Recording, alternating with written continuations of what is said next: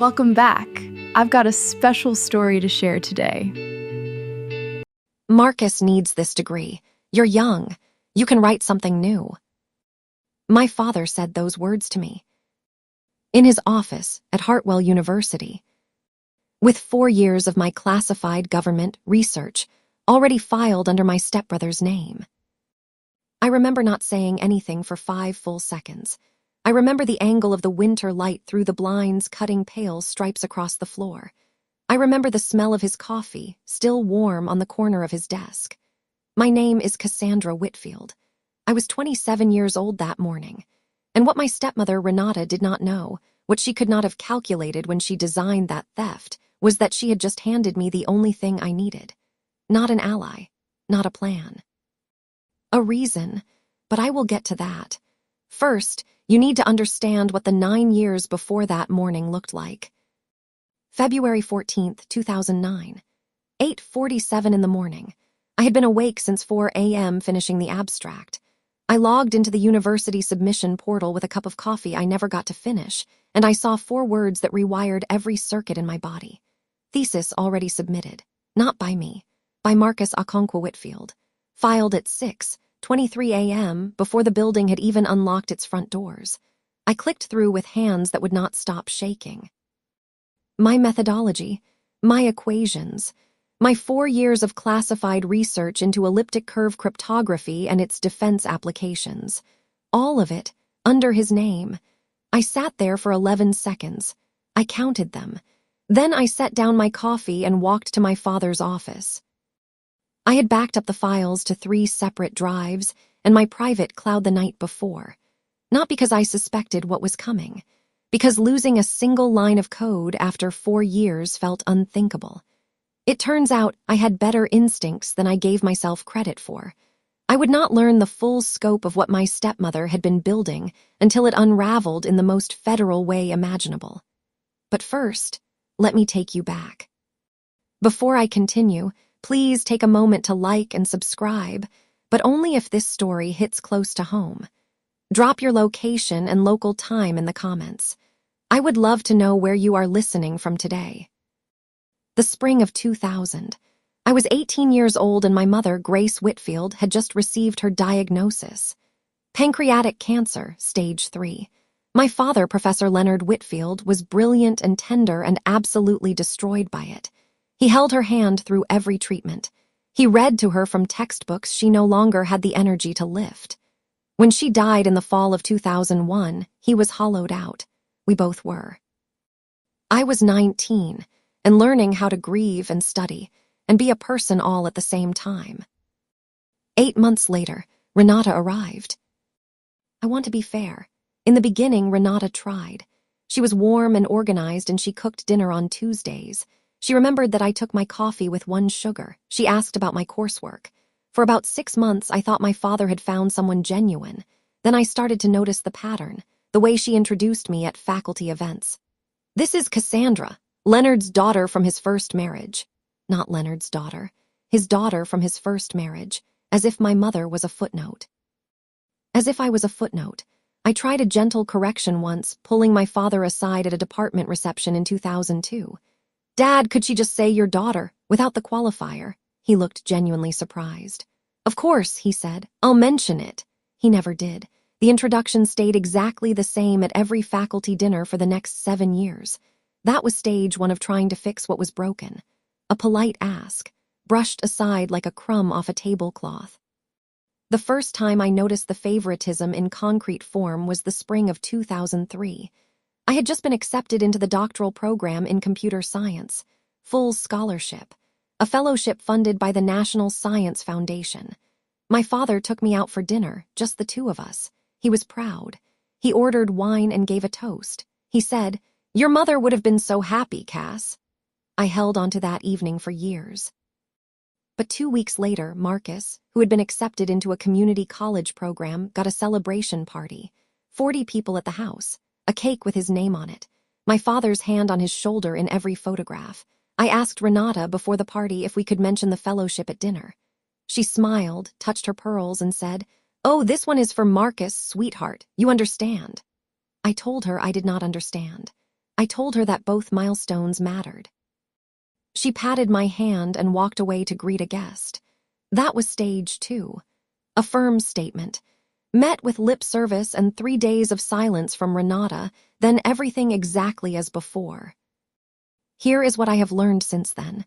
The erosion is so gradual you barely feel each cut. Each one is too small to make a scene over.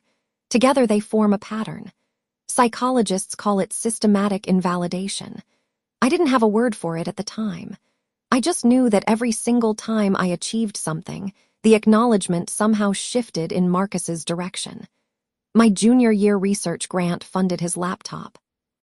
My conference presentation notes appeared in his undergraduate portfolio, without my permission and without my knowledge, until his advisor mentioned them casually at a faculty picnic. That afternoon, I went directly to Renata. "Marcus is using my work without attribution," I said. "If it happens again, I will send a formal written complaint to his department." She looked at me for a long moment. Then she said, "Cassandra, he admires you. Is that so terrible?" Nothing changed. But she knew that I knew. That was stage 3, a warning with a consequence attached. She heard it. She chose to do nothing. I tried to talk to my father one final time, in 2005. I sat down with him in his study, surrounded by the books my mother had carefully arranged on those shelves. I said, "Dad, I need you to hear me. The work belongs to me. The credit belongs to me. I need you and Renata to stop." He looked at me with the expression I would come to recognize as his retreat face. Patient, slightly pained, a little guilty. He said, "Renata means well, Cass. Marcus has had a harder road." I did not argue, but I made a private decision that night, my deadline. If one more piece of my work disappeared into Marcus's record without my consent, I would begin building a documentation file. I would track everything. I would stop trusting that the situation would correct itself. Some conversations tell you exactly what comes next. That night's told me everything. And I would not learn how completely right it was until 4 years later, when everything Renata had constructed for 9 years collapsed in the span of a single morning. By 2006, I was deep into the classified work. The Department of Defense had funded a portion of my doctoral research through the Defense Advanced Research Projects Agency's cybersecurity initiative. Project designation QE 4412. My advisory committee included 2 external professors, one from the Massachusetts Institute of Technology, one from Johns Hopkins. My lab access was biometric. Every file I touched was time-stamped, flagged, and logged by Homeland Security protocols. I knew the work was extraordinary, not from arrogance. From the way people reacted when I presented preliminary findings at the 2007 Institute of Electrical and Electronics Engineers Symposium in Chicago. 3 senior defense contractors approached me during the coffee break.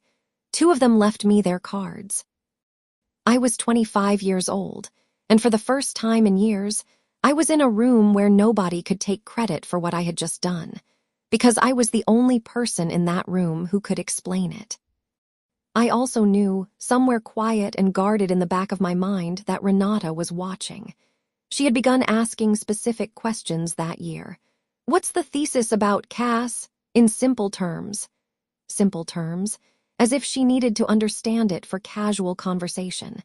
I gave her surface-level answers. I had been keeping a documentation file for 2 years by then. Every time a piece of my work appeared in Marcus's portfolio without permission, every time my research grant was referenced in his applications, every timestamp, every email.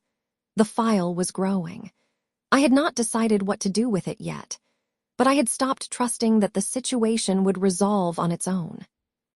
The night before I submitted my thesis, my father came to the lab. February 13th, 2009, almost 10 p.m. He stood in the doorway reading over my shoulder. I watched his reflection in the monitor screen. He was quiet for a long time, then his expression shifted, not to pride, to something colder. "This is comprehensive, Cass," he said slowly. "The defense applications alone."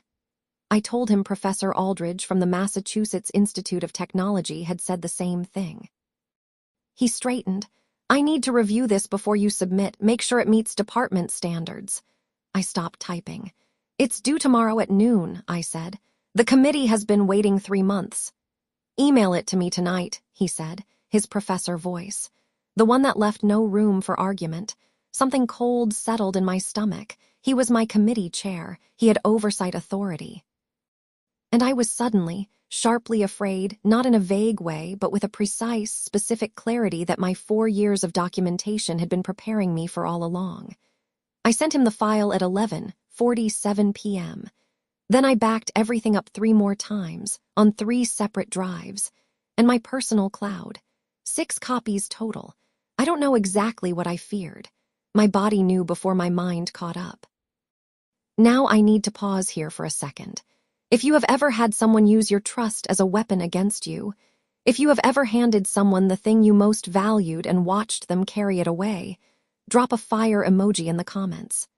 Let's keep going, because what happened next in my father's office is the moment that changed the entire trajectory of 4 lives. Even I didn't see it coming. I didn't yell when I got to his office. I want you to know that. I walked in with the submission portal still open on my phone, my hands completely steady, and I placed the screen in front of him on the desk. He looked at it. He looked at Marcus. He looked at Renata, who had materialized in the doorway with her leather portfolio tucked under one arm as if she had expected me. I watched the calculation happen on my father's face. Then he said what he said. Marcus needs this degree to get into the Lockheed program. You're young. You can write something new. I had imagined this conversation in my head 100 times over the years, in the shower, in the car, in the dark before sleep. I had rehearsed what I would say. I had prepared arguments, precedents, the full weight of the documentation file. None of it felt adequate for how casual he sounded, as if 4 years of government-funded research was a rough draft. As if 10 years of erasure had simply been preparation for this final, logical step. I looked at my father for a long time. He could not hold my eye contact. Neither could Marcus. Renata was the only one who met my gaze, and she looked almost relieved, like something had finally been decided. Here is what you don't know, I said quietly. I pulled out my phone and dialed. Professor Aldridge from the Massachusetts Institute of Technology picked up on the second ring. I put him on speaker. Cass, thank God, he said. I just got a flag from the Defense Advanced Research Projects Agency. Someone submitted your research under a different name. The Federal Authentication System caught it automatically. The Federal Bureau of Investigation Cyber Division has already been notified. The color left my father's face in a single second. Renata's hand went to her pearls. Every equation in that thesis is tied to a project number and a security handler, I told them. My biometrics are in the lab access logs. When the university's plagiarism system ran it through federal clearance databases, it triggered an automatic breach alert. That alert went to the federal authorities before Marcus had even finished breakfast. Marcus was shaking. He was 24 years old, and he had stolen something he did not have the mathematics to understand. You set us up, he said. No, I told him. I protected my work. You did the rest yourself. The federal agents arrived within the hour. 8 agents in 2 black sport utility vehicles. The computer science building was locked down. Servers seized. Lab logs printed. My father, Professor Leonard Whitfield, department chair, sat in his own office with his hands folded on his desk while agents cataloged the career he had spent 31 years building. Marcus sat in a separate room. Renata was taken to academic affairs, where they began pulling her authorization files.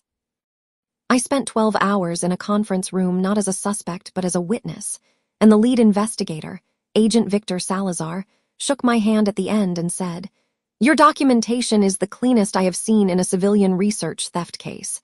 You prepared for this. I had not prepared consciously. My instincts had prepared for it. My grief had prepared for it. All those years of watching my work disappear into other people's credit had made me compulsive about paper trails. The trial was quick, public, and devastating. Marcus received 15 years. Leonard received 7 years, reduced for cooperation. His tenure, his pension, his 31-year reputation, all of it gone. Renata received 4 years for conspiracy and forgery of department authorization documents. She was removed from her position the day the indictment was filed. I was asked to testify at each sentencing. I did. Not with joy, not with revenge. With the same methodical precision I applied to research. Facts, evidence, truth. My lawyer, a woman named Sandra Park, told me afterward, most people try to protect their family at the last minute, even after everything. I said, they were not protecting me. Why should I protect them? What I have not told you yet is what happened after. Because after the trial I tried. I need you to know that. I tried to reach what remained of my family. I wrote to my father 3 times in 2009 and 2010. Formal letters, certified mail with signatures required. 2 were returned unopened. The 3rd was accepted and never answered. I called the house number twice. It had been disconnected. I reached out through my father's former graduate assistant, a man named Dan Kowalski, who had known me since I was 20 years old. He passed along that the family had nothing to say at this time. I contacted the university's ombudsman office to request my email account be reactivated so I could retrieve archived correspondence. The request was denied without explanation. 14 attempts at some form of contact, over 18 months, and 14 closed doors. After that, I stopped reaching. Some doors tell you everything you need to know about the people standing on the other side. What I did not know at the time, what I would only learn 11 years later, was that Dr. Priya Subramaniam had already been watching. Priya had been my mother Grace's closest colleague, a professor of applied mathematics who had her own quiet, surgically removed conflict with Renata. When Renata became Director of Academic Affairs in 2006, Priya's joint appointment was quietly eliminated through a budget restructuring. Priya knew exactly what that was. She had kept a record. Not out of bitterness. Out of the same quiet, precise grief that I had been carrying since the year my mother died. And on the day of my father's arrest, Priya made a phone call to Agent Salazar that I would not learn about until the Hartwell Alumni Distinguished Service Gala in 2024, 15 years later. But there was something else she had kept, something I did not know existed. That made the whole picture even darker when I finally saw it.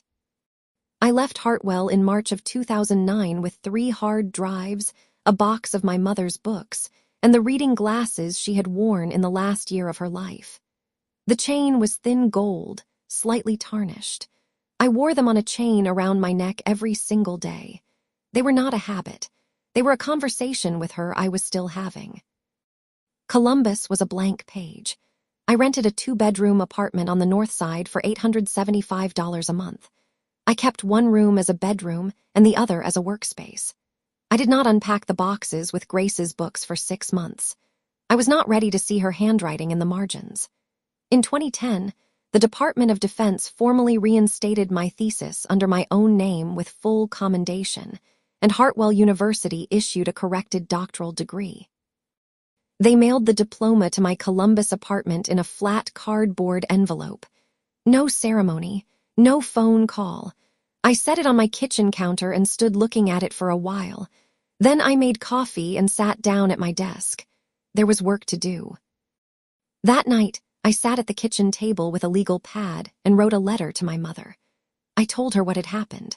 All of it, the morning, the portal, the federal agents, the trial, the diploma arriving in a cardboard envelope with no return call. I told her about the 14 attempts to reach my father and the 14 closed doors. I told her I did not know what came next. I told her I missed having someone in the world who believed in what I was building without needing to be convinced. I wrote 4 pages. Then I folded the letter, put it in the box with her books, and made myself go to bed. Some grief is too large for one night. I have learned to give it a page, put it away, and keep going. I need you to understand what those years felt like. Not the success part, that comes later. The in-between years. The years of eating dinner alone with a laptop open to research papers. The years of waking up at 3 a.m. with the specific panic that lives in a chest that has been hollowed out by betrayal. I functioned. I built. But there was a version of myself living in a glass box, watching herself go through the motions, waiting to feel like a person again. That box cracked open in 2011, in a shared office space above a dry cleaner on North High Street, when I met Danny Osai. Danny was trying to build a network security startup on a $12,000 grant and a second-hand server rack. She had the loudest laugh I had ever heard and an exact, devastating intelligence for spotting system vulnerabilities. She took one look at my resume, then looked at me and said, "Why are you consulting for other people? What you know is worth building something." I told her I was not ready. "Ready is a word people use when they're afraid," she said. "What are you actually afraid of?" I thought about it for a long time. Then I said, "That I'll build something and someone will take it again." Danny nodded once. "Then we build it with triple-layer verification and we put both our names on the front door." She held out her hand. I shook it. That was the beginning of Vaultec Systems. 4 months later, we were still in that office above the dry cleaner.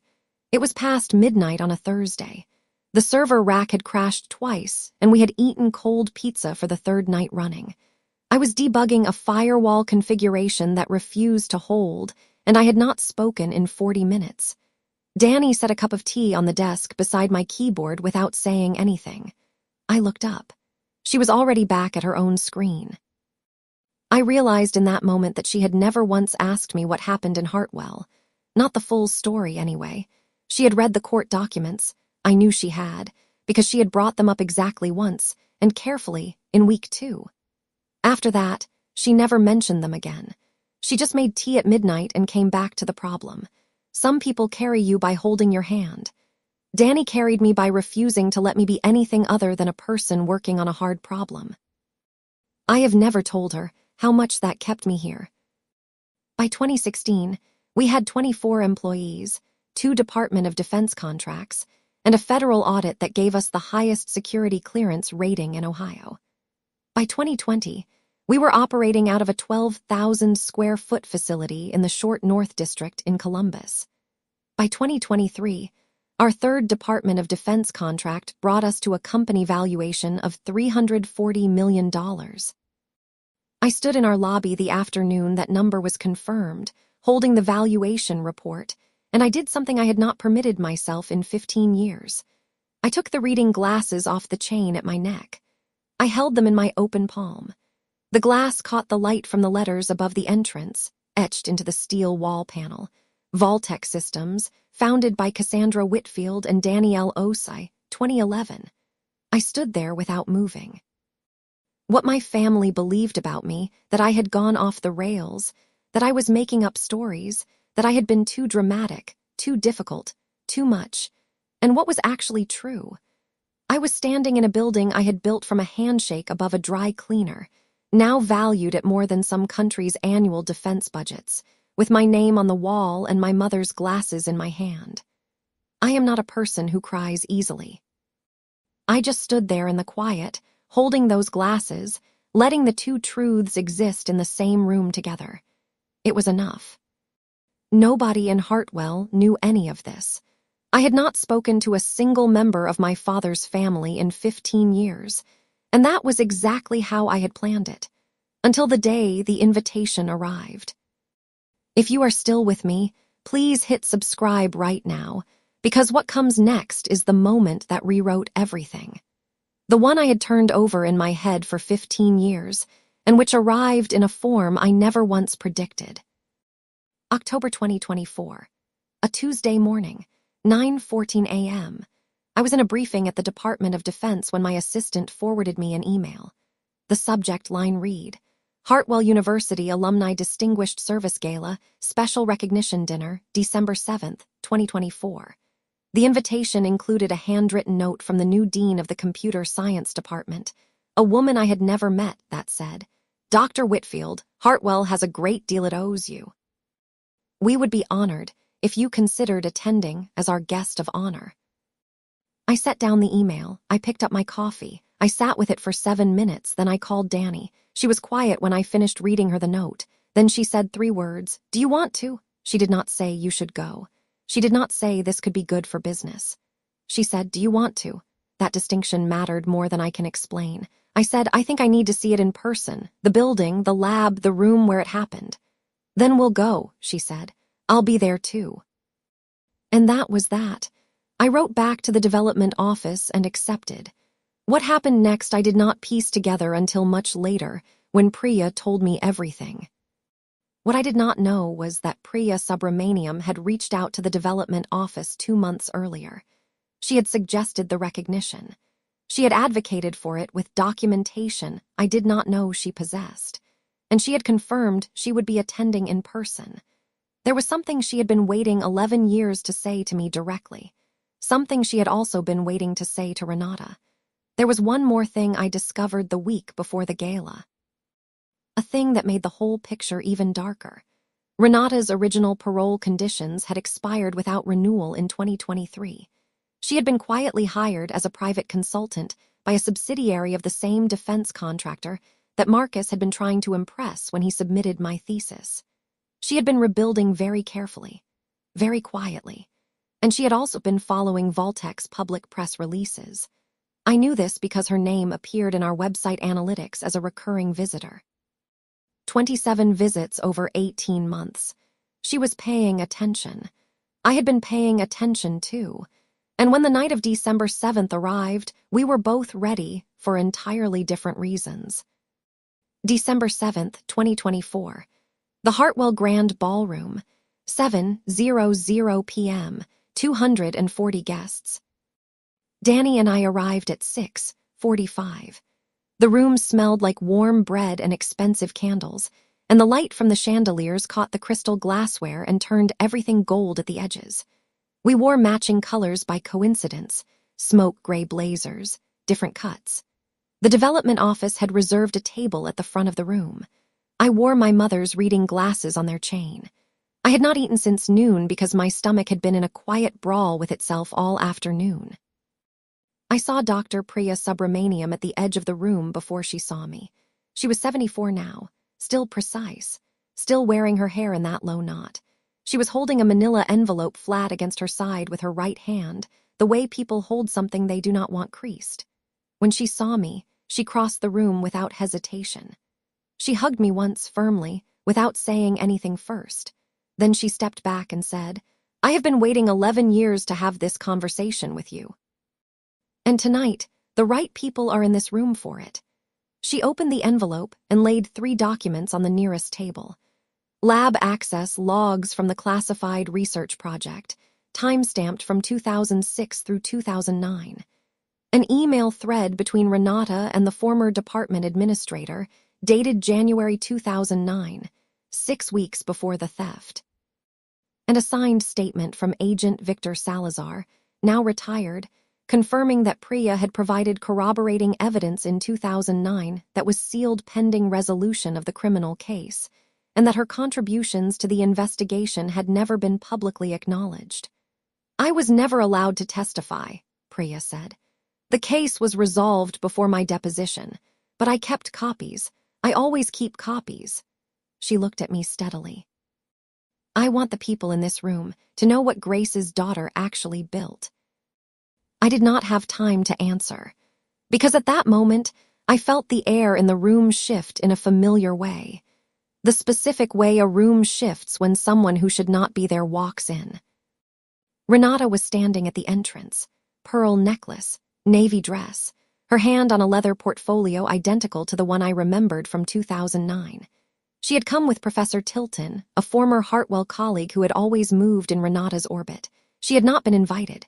She had obtained a seat through his +1 registration. She spotted me 30 seconds after she entered. She smiled. It was the smile I remembered from the morning the federal agents arrived, almost relieved. Like a confrontation she had been calculating, was finally arriving. The recognition portion of the evening came at 8:30. The dean introduced me. She read from a prepared citation that included Vaultek Systems' federal contracts, the 2010 reinstatement of my doctoral thesis, and the Department of Defense commendation I had received in 2011. 240 people applauded. Danny squeezed my hand under the table. I stood and I spoke for 4 minutes, and I did not name anyone in my family or mention what had happened in that building 15 years ago. The occasion did not require it. The citation said everything the room needed to hear. Afterward, at the reception, Renata crossed the room toward me. Professor Tilton trailed half a step behind, looking like a man who had only just understood what he had helped facilitate. I watched her come. She stopped in front of me with the smile still in place. "Cassandra, congratulations." "Thank you," I said. She waited. I didn't fill the silence. "I hope you know," she began. "What happened in 2009, it was more complicated than the courts understood. Leonard was trying to protect Marcus. He made a terrible choice, but his intentions were to take my work," I said, even like a fax recital. The same register I had used in the federal conference room 15 years ago. 4 years of classified government research, submitted under Marcus's name at 6:23 in the morning, without my knowledge or consent. Renata's smile held for another second. "You were so gifted. Leonard believed you would simply build something else." "He was right," I said. "I built Vaultec systems instead." She paused, then, "Those documents tonight, that woman, Dr. Subramaniam," I said, "my mother's colleague." Renata's hand went to her pearls. "Those are old files. The case is closed." "The case is closed," I agreed. "The record isn't." Priya stepped forward from 2 feet to my left and placed the manila envelope on the cocktail table between us, flat and precise. "Renata," she said, "I want to introduce myself properly. We have never spoken directly. I have been waiting for this conversation since January of 2009, when I received a forwarded email confirming you had arranged access to Cass's classified files 6 weeks before the submission date. You used a department administrator who retired that year and assumed the paper trail retired with her." Renata's hand tightened on the portfolio. "That email was private correspondence." Priya looked at her without expression. "Yes," she said. "It was, until it was not." Renata's jaw tightened. Her portfolio opened. She had prepared something for this evening, documents of her own, an alternative account. "The truth is, Cassandra was unstable in those years," she said. "She had approached multiple faculty members with accusations long before." Agent Victor Salazar stepped forward from 1 step behind me. He was 60 now, gray at the temples, in a dark blue suit. He was there as an alumnus, a guest, nothing more. But he said, "Ms. Cassandra Whitfield, I ran that investigation. I read every deposition. I reviewed every access log. Dr. Whitfield's documentation was the most airtight research theft case my unit had processed in 8 years. The record does not support the characterization you are offering." The room around us had gone very quiet. Professor Tilton had taken a full step backward. I noticed that. Renata noticed it too. "Cass was never unstable," Salazar continued. "She was methodical. She is still methodical. That is why she is standing in this room being honored tonight." Renata looked at Tilton. He was not looking back at her. He was looking at the envelope. Whatever she had counted on him for tonight, it was not this. "After everything I gave that family," Renata said. Her voice had gone thin. "After Grace died, I held Leonard together. I kept the university from pulling his funding. I gave Marcus every advantage I could. I did what I had to do." "You took my thesis," I said, not unkind, not angry, just the fact, one more time, clean and plain. "You forged authorization letters. You had my university email deactivated so I could not access my own research networks. And then you told every family member who asked that I had gone off the rails. I know all of it, Renata. I have known for 15 years. She looked at Priya's envelope. She looked at Salazar. She looked at her own portfolio, its pages face up and unread by anyone in our circle. Her next words came out low and fast, not a defense anymore, something more frantic. "Everything I did was for Marcus because nobody had ever," she stopped. But the sentence was already out. "Nobody had ever given me." Her hand was trembling now. The pearls at her throat moved when she swallowed. She went very still after that. The kind of still that is not calm but its opposite, the stillness of a person who has heard themselves say the true thing out loud for the first time, in public, in front of witnesses, and cannot call it back. The color left her face in a way I recognized from 15 years earlier, when my father had watched the federal agents walk through his office door. 2 people nearby had turned to look, not rudely, just the instinct of people who sense a shift in a room. Renata's eyes moved across the small circle around her, Priya standing with the evidence. Salazar, retired but unmistakable. Tilton, half a step back and angled toward the door. And me, in my mother's glasses, not moving. I had rehearsed this moment more times than I can count. In every version I had imagined, I felt something bright. Something clean. That is not what I felt standing there. I felt the weight of it, the 15 years, the 14 unanswered letters, my mother's glasses worn smooth from handling. I felt the specific grief of looking at a woman who had genuinely believed the world held a finite amount of success, and had spent 40 years guarding her son's portion of it, because no one had ever told her there was enough. I understood it. I did not forgive it, but I understood it, and understanding it was something I had not expected. Her eyes dropped to the envelope on the table, rose slowly to my face, dropped back to the envelope. Her jaw moved and no words came. Professor Tilton said quietly from behind her, "Renata, I think we should go." She looked at him. He was still not looking back at her. Whatever she had prepared this evening, the alternative account, the documents in the portfolio, none of it had landed. Not one person in this circle had reached for her version of the story. She closed the portfolio. Her heels clicked once on the parquet floor. Then again. Then the sound moved away through the side door and diminished until it was gone and the room breathed again. "I know that," I said, quietly, to the empty space where she had been standing. "And it does not change what you took from me." The rest of the evening was gentle. Danny told embarrassing stories about our first server rack to a table of engineers who laughed until their drinks shook. Priya and I sat together for over an hour, and she told me things about my mother I had not known. Research ideas Grace had sketched in notebook margins. A grant proposal she had been preparing the year she got sick. A photograph from a 1998 conference that Priya produced from her bag and handed to me without preamble.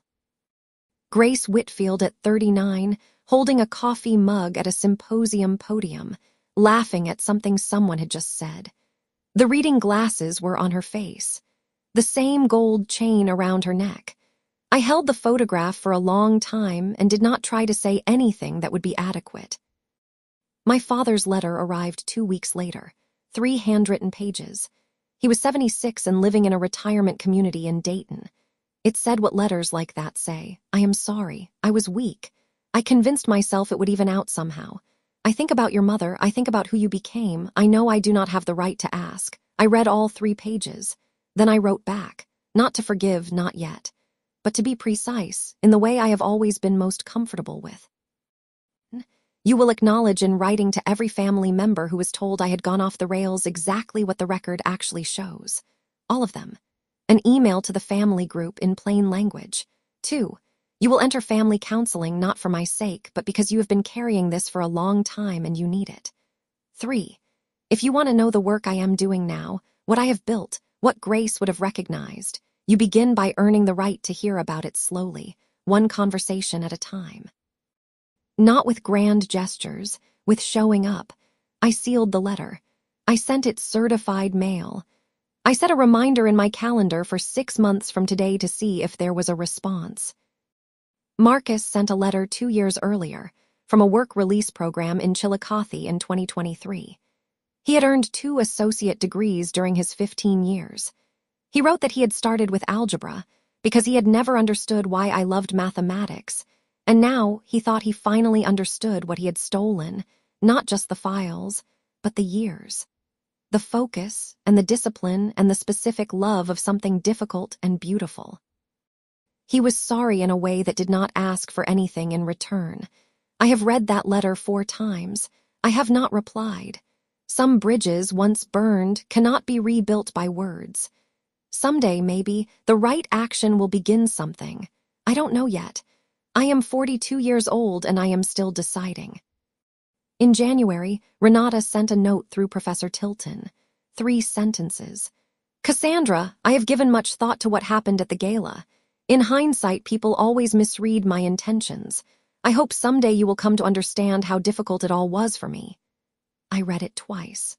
I recognized every phrase of it, the passive framing, the redirected weight, the appeal for understanding without acknowledgement of harm. I folded it and placed it in the same drawer as my father's first letter from 2010, the one from 8 months after the trial, the one that had gone unanswered. I was not angry. The drawer required no more energy than it took to close it. Most mornings now, I am at my desk by 7 a.m. The reading glasses sit beside my monitor where the early light comes through the window and catches them. The photograph from the 1998 conference is in a frame beside them, Grace at 39, laughing at a podium, the chain at her neck. I have made coffee. I have opened my email. In a few minutes, Danny will call from her car on her way in, and we will talk through the afternoon, briefing the way we have done nearly every morning for 13 years. This is the new normal, not a victory lap, just a life. My own, finally, clearly, unambiguously mine. There is something I want to say to you before I go, because I know some of you are carrying a version of this. Maybe it is not a research paper. Maybe it is a promotion, a business, a piece of recognition that went to someone else while you stood in the room watching.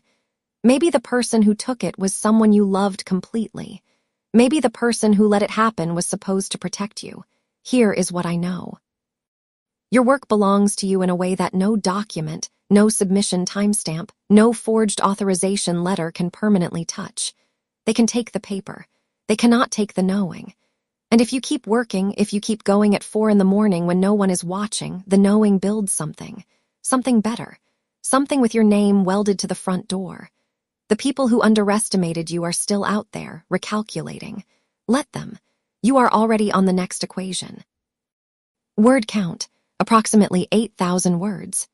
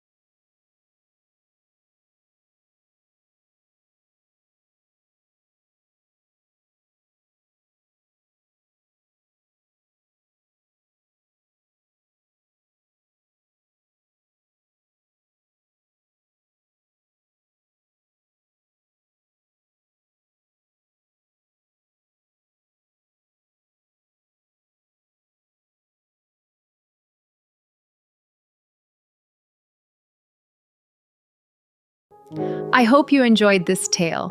Please subscribe to support the channel. Goodbye for now.